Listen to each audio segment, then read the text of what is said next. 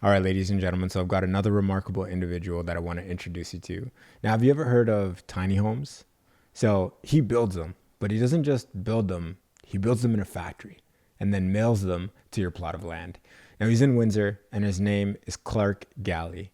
He's local right now, but I've got a feeling that pretty soon he's going to be international. So I'm excited to share what he's done in such a short time and how he's gone from one venture to the next to the next. I can't wait for you to meet him. Ladies and gentlemen, Clarke Gallie. Hey there, how's it going? Good, man. Just excited to be here. Yeah, so am I, and I appreciate you taking the time to chat with us today. But maybe before we dive too much into the details, we could get started with who you are, a little bit about what you do. My name is Clarke Gallie, investment realtor and tiny home developer. Those are pretty much my two main activities in a day. Interesting. Well, Clarke, thanks so much for sharing. And question for you: do you remember the first time you made $100,000 in a year? In a year, it was probably my first 100K was probably cumulative of a lot of actions that happened. But the first time in a year was when I was a realtor. Okay, tell me about that. So first, when did you even get involved in real estate? It was probably about 6 years ago now. Did my first wholesale deal at 18. It was just kind of testing the waters, seeing if real estate was for me. Then a few years after that, 4 years after that, I dove into full-time realtor. Interesting. So what wholesaling, maybe you could break down what that is for people who don't know. It's a complicated process.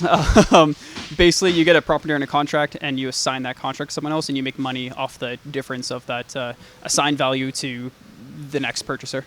Okay, so you're 18 years old. What are you doing at the time that you're trying to figure out how to buy contracts and assign them? What?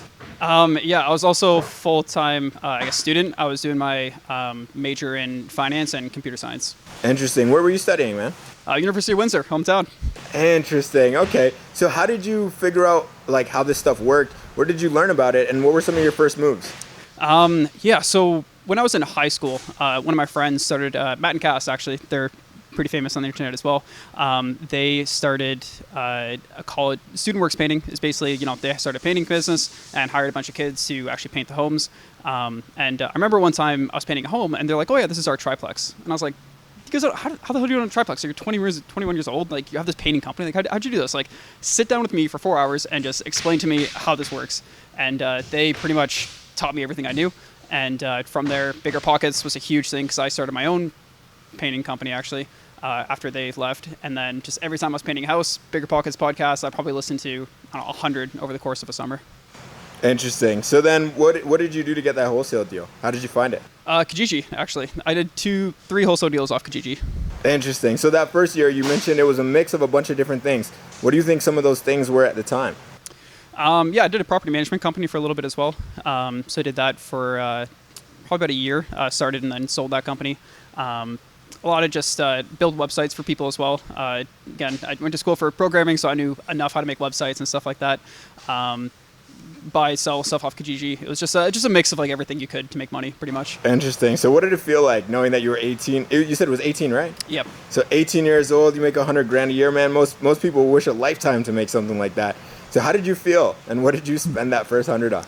Yeah, I don't know if 18 I made the 100. I said cumulative. It was probably 18, 19, 20. Cumulative school and all those activities probably did the first 100.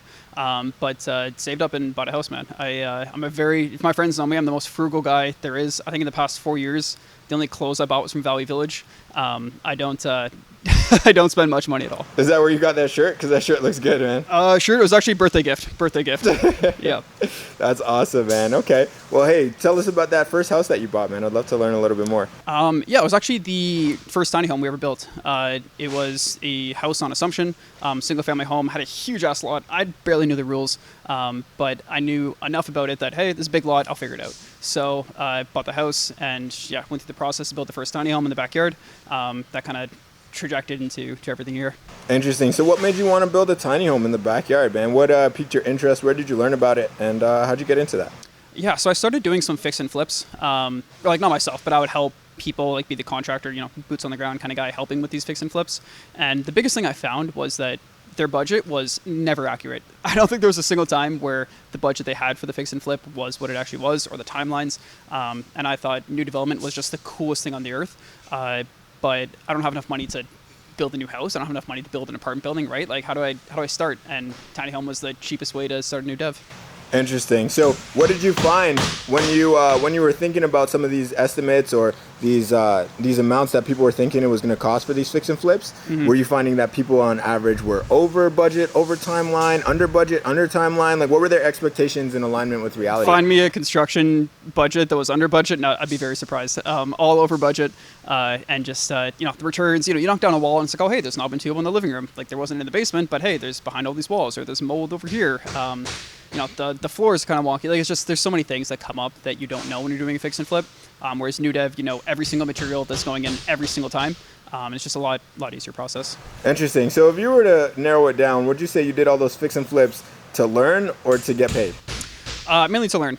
Bigger Pockets taught me anything. It taught me to work for free for the first year, 2 years of your life. Because all this information you can't find online, right? It is very hard to find these specific rules, these specific things that happen in deals.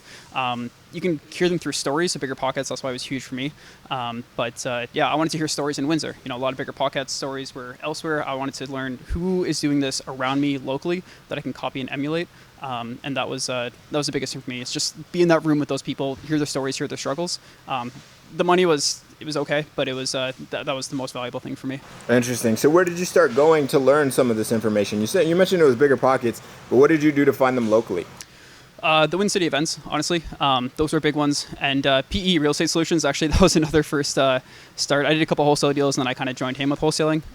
Again, he was just posting Kijiji ads saying, hey, I'm a wholesaler looking for deals.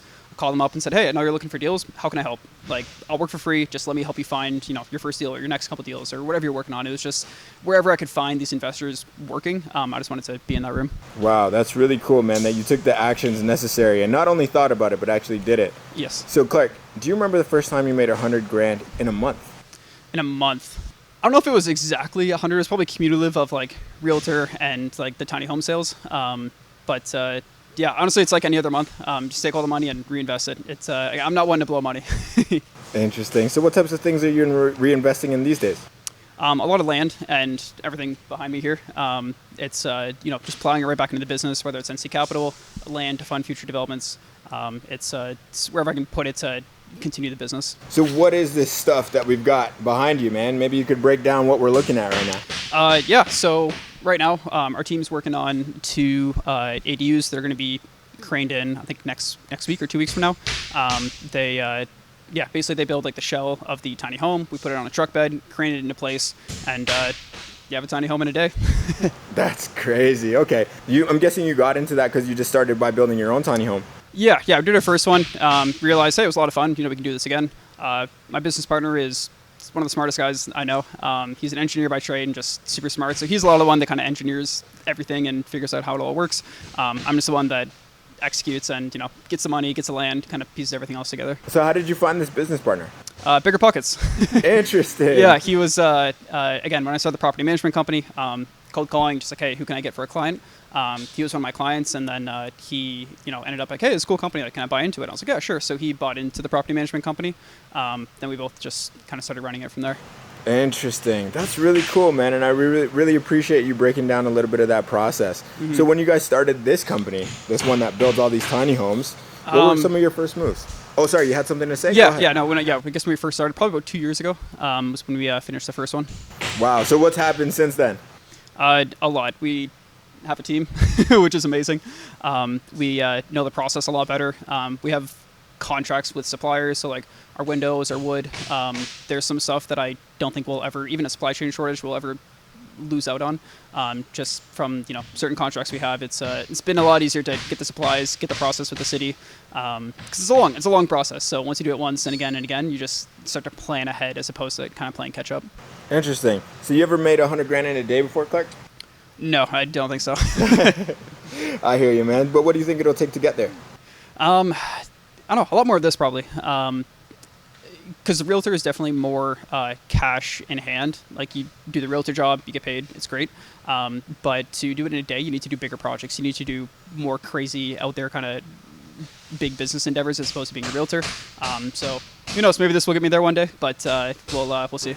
Interesting. And Clarke, where is it that you want to take this, man? It seems like you got a good head on your shoulders. It seems like you've done some pretty interesting things. How old are you, by the way? I'm 24. You're 20, how much? 24. 24, man, that's crazy. So yeah, where is it that, where do you see the big Clarke going? Yeah, taking this company as far as it can go, really. We're just like in the first year of having employees. Like I think all of our employees, like the fourth one we got brought on like maybe like a couple months ago. So it's just now that we have this process and it's rolling, kind of just ironing out how this looks with the team and new supplies and kind of seeing how easy we can kind of automate this process, and then duplicating, right? Once you get a process that you like, you're comfortable with, then duplicate it again, and see how far it can go. Interesting. Clarke, man, we really appreciate you sharing some wisdom with us. So what would you go back and share with the younger Clarke? The one before he was 18, the one before he did that first wholesale deal. If you could go back and look at him and whatever he was wearing and whatever drink he was sipping on and whatever game he was playing or whatever, what would you tell him? It's probably from the soul, actually, a little bit, but I'd probably just enjoy life a bit more. I think I focus too much on money and business, and it's like, oh wait, shit, I'm 24, but it's like I built a lot of crazy stuff, but just like enjoy the process through it as opposed to keep planning for the future, because like the future's today. So I think that's probably what I'd tell them. Beautiful. Clarke, and before we go, where can we find you, man? I'm sure you dropped a ton of gems for some people today, and they'd love to follow up and follow along with your journey. Where can they find you? NC Capital is our construction company. You can find us on Instagram or our website, or my Instagram, Clarke Gallie. That's probably the best ways to find me. Beautiful. Clarke, thanks so much, man. We appreciate you. Is there anything else that you want to share before we rock and roll out of here today? Yeah, work hard. It's not enough people to work hard nowadays, so just get out there and get it.